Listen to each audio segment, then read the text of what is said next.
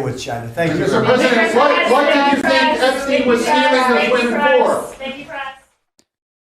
So that was Donald Trump once again abruptly ending a disastrous press conference being peppered with questions about Jeffrey Epstein. He doesn't want to answer questions about Epstein, and yet, as you will see, he has Epstein on the mind because he just reflexively, compulsively rambled about Epstein, even in questions that had nothing to do with Epstein. And all this comes on the heels of a bombshell poll from YouGov indicating that a plurality of Americans, not a majority, but a plurality, more Americans than not, think that Donald Trump is directly implicated in Jeffrey Epstein's crimes. Not even just the files, the crimes. But before we unpack all that, if you end up liking this video and you want to support the channel, please be sure to hit the like, subscribe, and alert bells before you go. Yep, Donald Trump again, just like, thank you for watching. Just fade to black. Like, get him out of here. Don't make him answer any more questions about Epstein because he constantly puts his foot in his mouth. It's stunning stuff. We're going to show you some clips from that press conference. Again, Trump just he cannot handle the situation well. He is flailing. But first, let's get to the poll, okay, which provides some additional context.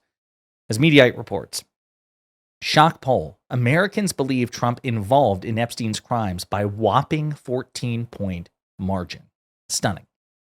A stunning new poll finds that a plurality of voters believe Donald Trump was, quote, involved in Jeffrey Epstein's crimes. According to a poll published Tuesday by The Economist and YouGov, nearly half of all Americans believe Trump was an Epstein accomplice. Respondents were asked, quote, do you think Donald Trump was involved in crimes allegedly committed by Jeffrey Epstein? Overall, 46% said yes, compared to 32% who said no, and 23% who said they weren't sure. Unsurprisingly, Democrats overwhelmingly believe Trump was complicit, with 80% saying they think he was involved in Epstein's crimes, compared to just 5% who think he was not involved. But perhaps more revealing is the fact that many Republicans aren't closing the door on the possibility either.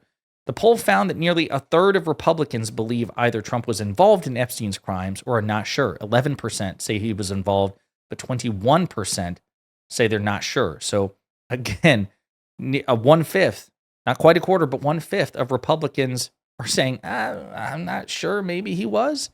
Just 68% of Republicans categorically believe Trump was not involved with Epstein's crimes, a far cry from the 90% majority among Republicans that Trump enjoys on many issues.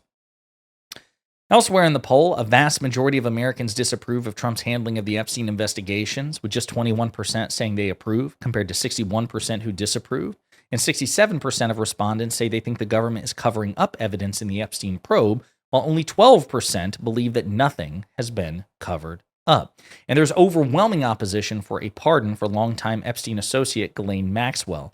The poll found a paltry 4% of voters think Trump should grant a pardon for Maxwell, compared to 64% who oppose the pardon, even though Trump has repeatedly indicated that he might do just that. Okay, so that's the context for this. With that in mind, I want you to see this clip because this presser was a disaster, okay?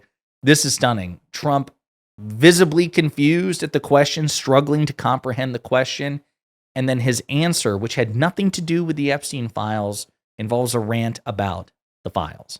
Cash Patel reportedly found burn bags of Russiagate materials, and we'd love to get your thoughts on that. He said what? Burn bags of Russiagate materials I don't know FBI that. supposedly found. I don't know that. I don't know what you mean by that statement. Say Bags full of Russiagate a documents. burn bag. I thought you said appointed a man named Burn Bag.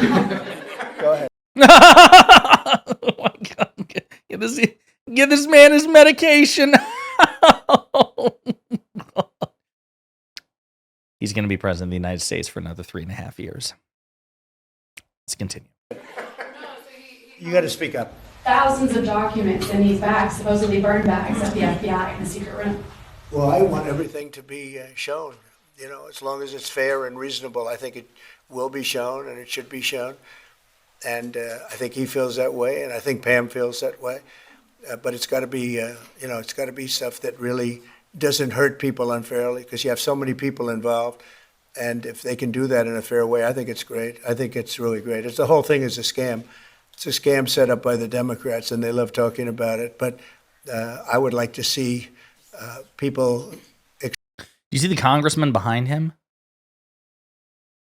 like, why are you bringing up the Epstein files? You're the wrong file just loaded into your brain, and you're giving your response about the Epstein files to a question about Russia, right? You should be saying, of course, I want every. Let me help Trump out. So, Trump, you've recently been peddling the bullshit notion that President Obama and the Obama administration concocted this treasonous, seditious coup against you. And so when a reporter, presumably a conservative one, tees you up like this, like, hey, Kash Patel found some bombshell evidence about this in burn bags, the FBI, where they're supposed to like eliminate evidence, right? You should be saying, Trump, I want it all released. I can't, that's extraordinary what Kash found. Kash should release it all, show the American people what Barack Hussein Obama tried to do to me. I want it all out there. It was a coup. They rigged the election. They stole the, like, that's what you should be saying. Instead, he's saying, well, yeah, I mean, I want them to, like, you know, release the stuff that, you know, what's appropriate and, like, that's not phony and doesn't, like, hurt people. You know, it's a hoax that the Democrats are trying to, you know, come up with. It's like, it's no big deal. There's nothing. It's like, no, you loaded the wrong file. It's, again, this guy is struggling in real time. Exposed that might be bad, and we'll see how that all works out. But it's getting to be very old news. You know, if they had anything, they would have done it the week before the election because they were losing by a lot. If they had, bro, no, you're again. This guy behind him is like, oh, sir, you're fucking this up so bad. You should be saying yes. There's so much evidence of the Russia conspiracy, but again, he can't comprehend the question. He just had, like, his synapses are not, the neurons are not firing. Like, something's clearly wrong with this guy. This is the sort of moment that people would attribute to Joe Biden, but it's happening with Donald Trump. anything, they would have done it. They controlled the file. The Democrats controlled it. Comey and all this, you know, sleazebags, every one of them that you read about all the time. And I guess they've got some problems now having to do with yet a different scandal, very big one. But they control that file. So I would think that if they would have had something in the file, they would have released it about a week before the election, maybe 2 weeks, right, Brian? Yes, sir. Go ahead. That is of all the many examples of Donald Trump acting like a moron and not responding coherently to questions, that was one of them. That was one of the worst ones. He's just so dumb. This guy's so dumb and incoherent and just totally, again, stepped on his own rake because I think it might just be the Epstein files have him so nervous.